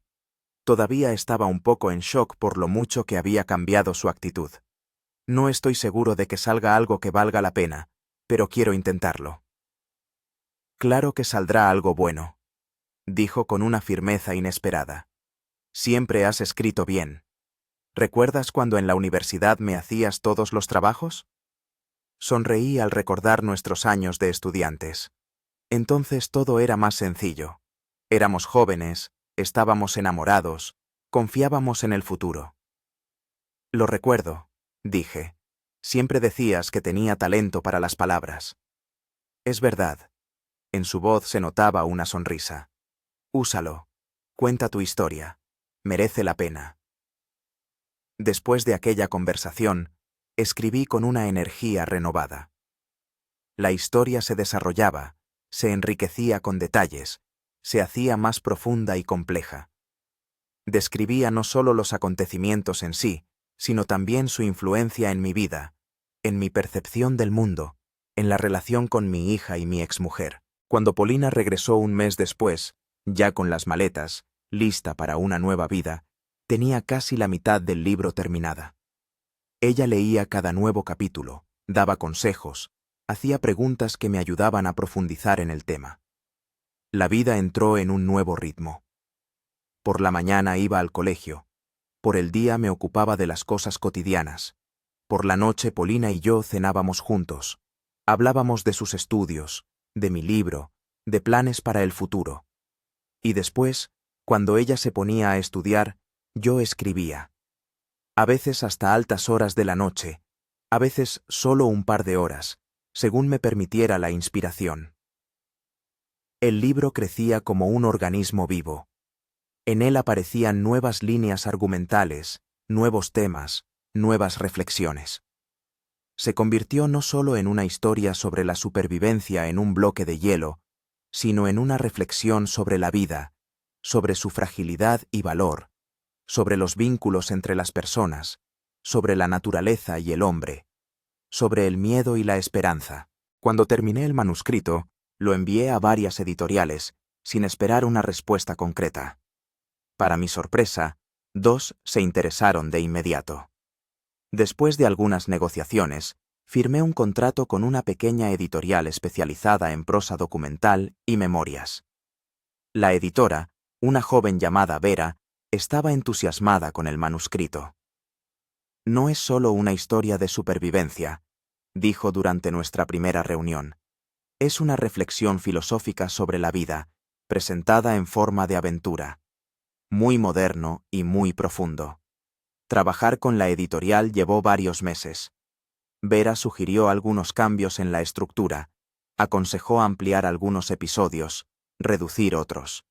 Discutimos, debatimos, encontramos compromisos. Al final, el libro quedó aún mejor de lo que había imaginado. Cuando llegaron los primeros ejemplares de la imprenta, Polina y yo celebramos una pequeña fiesta. Miraba la portada, donde sobre un fondo de la Ládoga nevada se representaba una figura solitaria en un bloque de hielo, y no podía creer que todo esto me estuviera pasando a mí. Prisionero del hielo, Makar Vershinin, decía el título en la portada. Y debajo, con una letra más pequeña, la historia de cómo 3 días en un bloque de hielo a la deriva cambiaron mi vida. «Lo has hecho genial, papá», dijo Polina abrazándome. «Estoy orgullosa de ti». El libro salió con una pequeña tirada. 3000 ejemplares. No esperaba un éxito especial, pero, para mi sorpresa, encontró rápidamente a su lector. Primero en nuestra región, luego en todo el país. Aparecieron críticas positivas, invitaciones a entrevistas, propuestas para dar conferencias. Recibía esta fama inesperada con cierta timidez. No me consideraba un héroe ni una persona especial, simplemente alguien que había superado una experiencia dura y encontrado la fuerza para contarla. Una tarde, aproximadamente 6 meses después de la publicación del libro, mientras Polina y yo cenábamos, sonó el teléfono. Era Stepanich. «Makar, pon la tele», dijo sin rodeos. «La primera cadena. Están hablando de tu libro». Encendí el televisor a toda prisa. Estaban emitiendo un programa literario y el presentador tenía mi libro en las manos.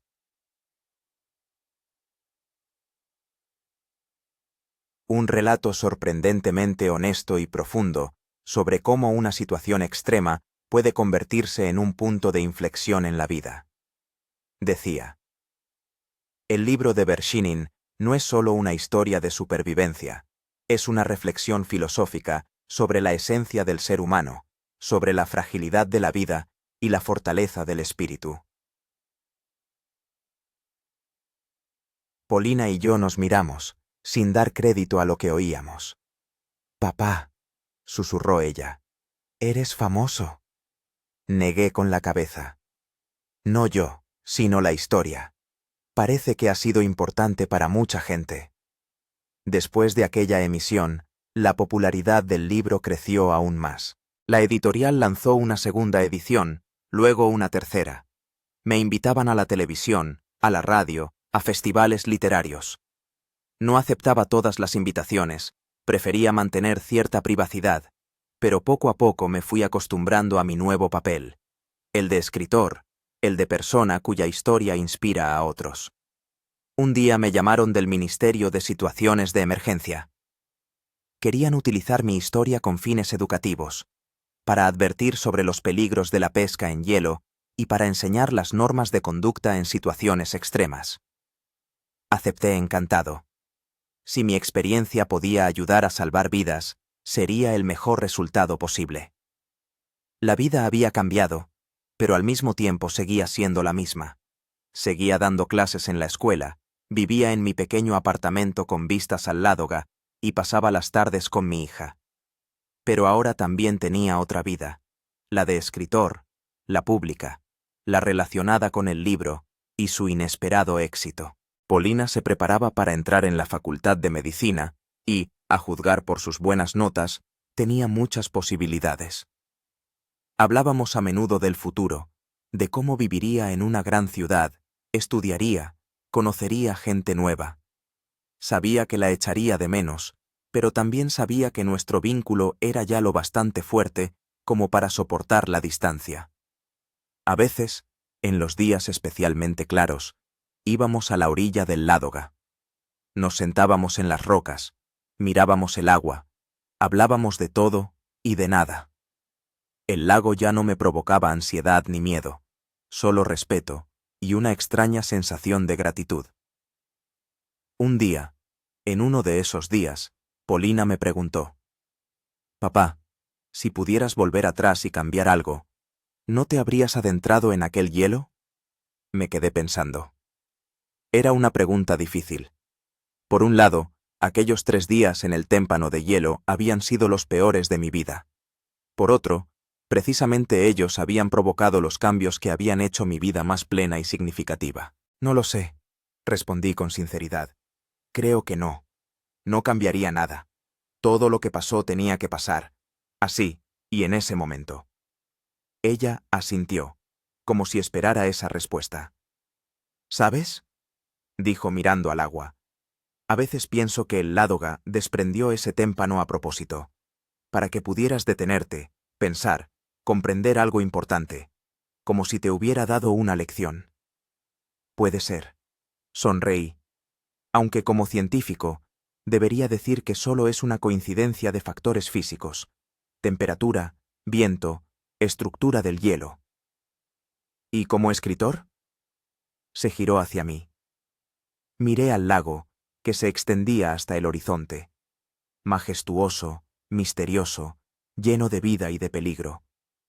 «Y como escritor», dije lentamente, «diré que en este mundo hay cosas que no podemos explicar solo con la física y la química. Hay conexiones y patrones que apenas estamos empezando a entender. Y sí, tal vez el Ládoga realmente quería decirme algo». Polina sonrió y me tomó de la mano. Nos quedamos así durante mucho tiempo, mirando el agua, escuchando el graznido de las gaviotas, sintiendo la suave brisa en el rostro. 2 personas, padre e hija, unidas no solo por la sangre, sino también por una historia compartida, por una comprensión mutua de la fragilidad y el valor de la vida. Y el Ládoga se extendía ante nosotros, inmenso, antiguo, indiferente a los destinos humanos y al mismo tiempo inseparablemente ligado a ellos. El lago que estuvo a punto de quitarme la vida, pero que, en cambio, me dio una nueva. El lago que se convirtió no solo en el telón de fondo de mi historia, sino también en su partícipe directo, en maestro, en guía.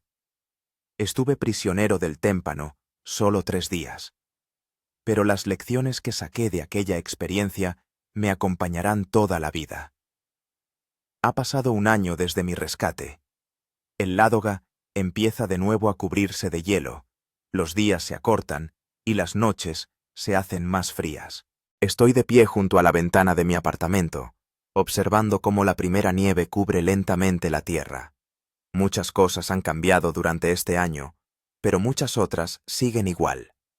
Polina ha entrado en la Facultad de Medicina de San Petersburgo, como era su sueño. La ayudé con la mudanza, a instalarse en la residencia, a conocer la ciudad. Fue duro separarnos. Me había acostumbrado a su presencia, a nuestras conversaciones nocturnas, a nuestras cenas juntos. Pero sabía que era una parte necesaria de su crecimiento, y me sentía orgulloso de su independencia y determinación. Mi libro, de manera inesperada, seguía ganando popularidad. Ya iba por la 5ª edición, y lo habían traducido a varios idiomas. Recibía cartas de lectores de todo el mundo, personas a las que mi historia había conmovido, que habían encontrado en ella un reflejo de sus propias experiencias o la inspiración para superar las dificultades. En la escuela me ascendieron a subdirector de estudios. Esto significaba más responsabilidad, más papeleo, pero también más oportunidades para influir en el proceso educativo, implementar nuevas metodologías y ayudar a alumnos y profesores. Pero el cambio más inesperado fue mi nueva afición. Empecé a impartir cursos de supervivencia en condiciones extremas. Todo comenzó con una simple charla para estudiantes de bachillerato sobre mi experiencia en la banquisa de hielo y las normas de seguridad en las aguas invernales. Después me invitaron a dar una conferencia a los rescatistas del departamento local del Ministerio de Situaciones de Emergencia. Y entonces surgió la idea de organizar un curso completo para todo el que estuviera interesado. El curso se hizo popular rápidamente. No solo hablaba de los aspectos técnicos de la supervivencia, como construir un refugio, conseguir agua, enviar una señal de socorro, sino también del aspecto psicológico, cómo lidiar con el miedo, el pánico, la soledad, cómo mantener la lucidez en situaciones críticas. Hoy era un día especial, el aniversario de mi rescate. Decidí celebrarlo de una manera poco convencional. Junto con un grupo de rescatistas con los que había hecho amistad durante este año, organizamos unos ejercicios de demostración en el lago Ladoga. El objetivo era simple: mostrar cómo actuar correctamente si te encuentras en una banquisa de hielo a la deriva y cómo los rescatistas llevan a cabo una operación de salvamento. Todo estaba cuidadosamente preparado y era absolutamente seguro. Elegimos una zona del lago cerca de la orilla, donde el hielo era lo suficientemente fuerte, pero al mismo tiempo adecuado para la demostración. Yo debía interpretar el papel de un pescador atrapado en la banquisa, y los rescatistas mostrar el proceso de búsqueda y evacuación. El evento atrajo la atención no solo de los habitantes locales, sino también de los medios de comunicación regionales. Vino un equipo de televisión, varios periodistas de periódicos, e incluso blogueros especializados en deportes extremos y supervivencia. Antes de que comenzaran los ejercicios, di una breve conferencia en la orilla. Hablé de mi experiencia, de los errores que había cometido, de lo que me había ayudado a sobrevivir y de lo que haría de manera diferente con los conocimientos actuales. Lo principal que he aprendido durante el año que ha transcurrido desde mi rescate, dije para concluir, es que la supervivencia no empieza en el momento del peligro, sino mucho antes. Empieza con la preparación, con los conocimientos, con el equipo adecuado. Pero aún más importante es la actitud correcta hacia la naturaleza. Respeto, comprensión, precaución, eso es lo que puede salvarte la vida. Después de la conferencia comenzaron los ejercicios. Salí al hielo con un traje especial y el equipo necesario. Los rescatistas simularon el desprendimiento de la banquisa con la ayuda de una estructura preparada de antemano. Todo parecía muy realista, pero estaba totalmente controlado y era seguro. Estando en la banquisa, demostré las acciones correctas: cómo evaluar la situación, cómo enviar una señal de socorro, cómo construir un refugio, cómo racionar los recursos. Los rescatistas, mientras tanto, mostraban cómo se organiza una operación de búsqueda y rescate, el uso de drones para detectar a la víctima, la preparación de equipos especiales, la aproximación a la banquisa en una lancha de colchón de aire. La parte final de los ejercicios, mi evacuación de la banquisa, se desarrolló entre los aplausos del público. Todo resultó muy claro e informativo. Muchos se acercaron después, hicieron preguntas y agradecieron los consejos útiles. Por la noche de ese mismo día, nos reunimos en un pequeño grupo en un café local. Yo, los rescatistas que habían participado en los ejercicios, Stepanich, algunos compañeros de la escuela, mi editora Vera, que había venido especialmente desde Moscú. Polina no pudo venir por sus estudios, pero nos envió un mensaje de video que vimos todos juntos. Por Makar, brindó Andrei, uno de los rescatistas, el mismo que hace un año me ayudó a sacarme de la banquisa, por un hombre que ha convertido su terrible experiencia en una lección para los demás. Y por el Ladoga, añadí yo, levantando mi copa, por un lago que nos enseña respeto y humildad. Bebimos y la conversación fluyó libre y espontáneamente. Hablamos del año transcurrido, de los planes para el futuro, de cómo había cambiado la vida de cada uno de nosotros. ¿No has pensado en escribir otro libro?, preguntó Vera. ¿Sobre lo que pasó después del rescate? ¿Sobre cómo ha cambiado tu vida? Me quedé pensando. Esta idea me había pasado por la cabeza más de una vez. Sí, he pensado en ello, admití. Pero todavía no estoy seguro de estar preparado. El primer libro fue Terapia, una forma de dar sentido a lo que había vivido. Ahora todavía estoy en proceso de asimilar todos estos cambios. Quizás dentro de 1 año o 2. Estaré esperando. Sonrió. Tu historia aún no ha terminado. A altas horas de la noche, cuando todos se fueron, me quedé solo en mi apartamento. Salí al balcón, a pesar del frío. El Ladoga se extendía ante mí, oscuro, con manchas blancas del primer hielo en las orillas. La miraba y pensaba en lo caprichosa que es la vida. En cómo un solo acontecimiento puede cambiarlo todo. En cómo la cercanía de la muerte puede enseñar a valorar la vida. Mi teléfono vibró. Un mensaje de Polina. Papá, he visto el reportaje de las maniobras. Estuviste genial. Estoy orgullosa de ti. Te quiero. Te pa. Sonreí y le respondí. Gracias, sol mío. Yo también te quiero. Ven este fin de semana si puedes. Te echo de menos. A la mañana siguiente me desperté con una idea clara. Tenía que volver a aquel lugar, allí donde me recogieron los rescatistas hace 1 año. No para unas maniobras, no para el público, sino para mí mismo. Para cerrar el círculo, poner punto final. Llamé a Andrei y le expliqué mi idea. Lo entendió enseguida, sin necesidad de más explicaciones. Puedo organizar una salida en lancha, si quieres, me propuso. Me hago una idea aproximada de dónde fue. Las coordenadas GPS, claro, no se guardaron, pero por la descripción y los mapas se pueden reconstruir. Sería genial. Le di las gracias. ¿Cuándo podríamos hacerlo? ¿Qué te parece mañana?, sugirió. El tiempo promete ser bueno. El hielo aún no ha cubierto el lago por completo. Es el momento ideal. Al día siguiente salimos en lancha del puerto de Lagdempolla. Además de Andrei y yo, a bordo iba otro rescatista, Víctor, que también participó en mi rescate el año anterior. El día era claro, pero frío.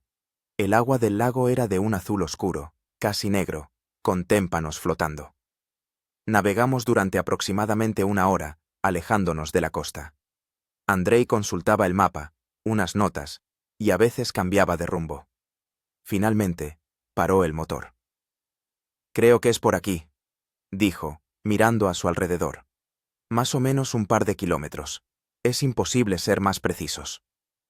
Me levanté y miré a mi alrededor. Solo había agua y la lejana costa en el horizonte. Nada recordaba que hacía 1 año allí a la deriva, sobre un témpano, había un hombre al borde de la vida y la muerte. Gracias, dije, inspirando profundamente el aire frío. Esto es justo lo que quería ver. Permanecimos allí cerca de media hora. Yo guardaba silencio, absorto en mis pensamientos, recordando aquellos 3 días, el miedo, el frío, la soledad. Pero ahora esos recuerdos no me causaban angustia ni pánico. Se habían convertido en parte de mí, parte de mi historia, de mi experiencia. En el camino de vuelta, Andrei me propuso llevar la lancha. Acepté encantado. De pie al timón, dirigiendo la embarcación hacia la costa, sentí una extraña mezcla de emociones. Orgullo, gratitud, paz. Había cerrado el círculo. De prisionero indefenso de los elementos, a un hombre capaz de controlar su rumbo. Cuando regresamos al puerto, ya empezaba a oscurecer. Agradecí a Andrei y a Víctor su ayuda y apoyo. No hay de qué, sonrió Andrei. Para nosotros también es importante. No es muy frecuente que veamos cómo sigue la vida de aquellos a quienes rescatamos. Normalmente rescatamos y nos separamos, cada uno por su camino. Y aquí, toda una historia. Asentí, comprendiendo lo que quería decir. Para ellos yo no era simplemente un caso, una unidad estadística en los informes. Era una persona cuya vida había cambiado gracias a su trabajo, y cuya historia, a su vez, quizá había cambiado algo en su propia percepción de su profesión. En casa me senté frente al ordenador y abrí un nuevo documento. Regreso al Ládoga. Tecleé en la línea del título. Luego empecé a escribir sobre el viaje de hoy, sobre mis pensamientos y sentimientos, sobre cómo se había cerrado el círculo. Las palabras fluían con facilidad, como si estuvieran esperando este momento. No escribía para publicar, no para los lectores, sino para mí mismo. Para fijar este momento, esta experiencia, esta sensación de plenitud. Al terminar de escribir, envié el texto a Polina con un breve mensaje. Hoy he vuelto a donde empezó todo. Y he comprendido que estoy listo para seguir adelante. Su respuesta llegó casi al instante. Ya sabía yo que lo harías. Es muy propio de ti. Cerrar el círculo, poner punto final. Pero recuerda que cada punto es el comienzo de una nueva línea. Sonreí ante su sabiduría. Mi hija, mi continuación, mi lectora más atenta y mi crítica más severa. Aquella noche soñé con el Ládoga, pero no el invernal y severo, sino el estival, cálido, apacible.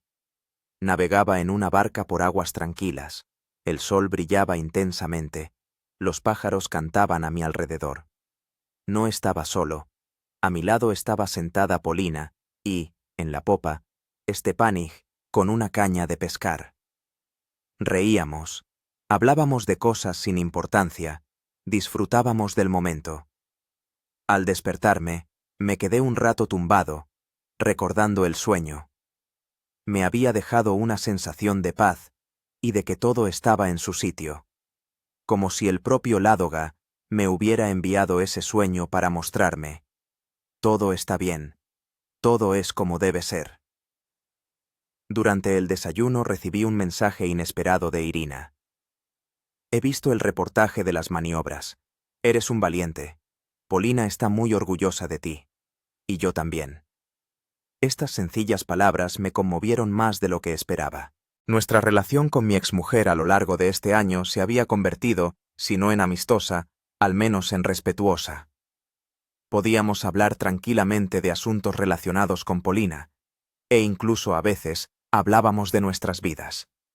Era un cambio inesperado, pero agradable. Le respondí. Gracias. Significa mucho para mí. El día transcurrió entre las ocupaciones habituales, la escuela, los asuntos, la preparación de un nuevo curso de supervivencia. Por la noche volví a salir al balcón. El Ládoga se extendía ante mí, oscuro, majestuoso, con el borde blanco del primer hielo en las orillas. La miraba y pensaba en cómo había cambiado mi vida durante este año. De profesor de física en un pequeño pueblo, me había transformado en autor de un libro popular, instructor de supervivencia, un hombre cuya historia inspira a otros. Mi hija había regresado a mi vida, y nuestra relación se había vuelto más profunda y sólida. Incluso con mi exmujer, habíamos encontrado la manera de comunicarnos sin reproches ni rencores. Todo esto sucedió gracias a 3 días sobre un témpano. 3 días de miedo, frío, soledad. 3 días que pudieron haber sido los últimos de mi vida, pero que, en cambio, marcaron el comienzo de un nuevo capítulo. No creo en el destino ni en la predestinación. Como científico, sé que el mundo se rige por las leyes de la física, no por fuerzas místicas. Pero como hombre que se enfrentó a la muerte y volvió a la vida, no puedo evitar reflexionar sobre los extraños giros que a veces toma nuestra existencia. ¿Fue mi historia en el témpano una casualidad o parte de un plan mayor? No lo sé. Pero sé que me cambió mi vida, y quizás incluso cambió la vida de otras personas a través de mi libro, mis conferencias, mis cursos. Y si es así, si mi experiencia ayudó a alguien a prepararse mejor para los peligros, a evitar los errores que yo cometí, o simplemente a ver su vida desde una nueva perspectiva, entonces todo valió la pena. Entonces, aquellos 3 días en el témpano tuvieron sentido, tuvieron un propósito. Me quedé un buen rato en el balcón, contemplando el lago Ládoga. El lago que casi me arrebata la vida, pero que, en cambio, me regaló una nueva. El lago que me enseñó el miedo, pero también me enseñó el coraje. El lago que me mostró mi debilidad, pero también me mostró mi fuerza. Prisionero del témpano. Sí, lo fui. 3 días que se sintieron como una eternidad. Pero ahora era libre. Libre del miedo, libre de los remordimientos, libre del pasado que me pesaba. Estaba listo para seguir adelante. Para escribir nuevos libros, enseñar a nuevos estudiantes, amar, vivir, disfrutar de cada día. Porque ahora sabía lo fácil que es que todo termine, y lo importante que es valorar cada momento, cada encuentro, cada respiración. El círculo se había cerrado. Pero la historia continuaba. Mi historia. La historia de un hombre que fue prisionero de un témpano, pero encontró en sí mismo la fuerza para liberarse. La historia de un hombre que miró a la muerte a los ojos y regresó para contárselo a otros. La historia de un hombre que se perdió y se reencontró en las frías extensiones del lago Ládoga. Y esta historia no ha hecho más que empezar.